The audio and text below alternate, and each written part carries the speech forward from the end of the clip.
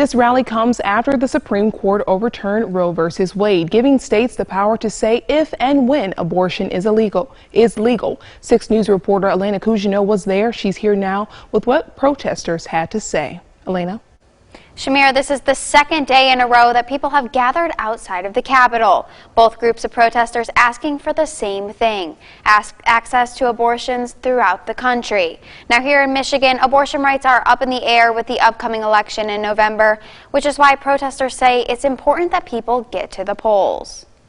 We want everyone to learn how to vote so we can make a change together. Robinson Elias said she had just woken up from a nap when she found out that Roe v. Wade had been overturned. I was like, oh my goodness, like I cannot believe, like what is happening? Like this is way bigger than just abortion. It's women's rights in general for everything. So she decided to use her First Amendment right to protest. It's taking away a lot of what women have and we fought for so many years that our grandparents fought for.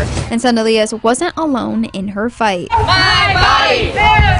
My body! She says after making a Facebook post last week, more than 1,000 people showed up, ready with signs. And one of those people is Belinda Coronado. I'm a mom, a veteran, and I fought for this country, and not to have a choice over the say of my own body, my personal body, that's just wrong. Coronado says that the decision by the Supreme Court is just going to put people in danger. Abortions are going to happen, they're just not going to be safe. Alex Grimes and Tave Kukoff are owners of a nonprofit that works to help those suffering from substance abuse. They say the court's decision is going to create many more issues throughout the country.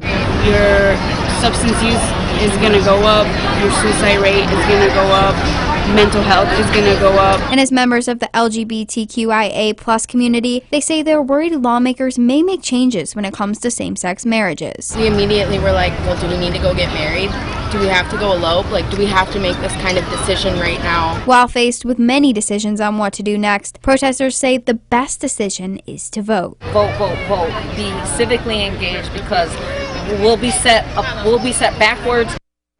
Protesters say they were expecting a large group of pro-choice supporters to show up, but only a few were there in the crowd. The rally did remain peaceful, and for the future, protesters say they will not stop until the Supreme Court members are held accountable.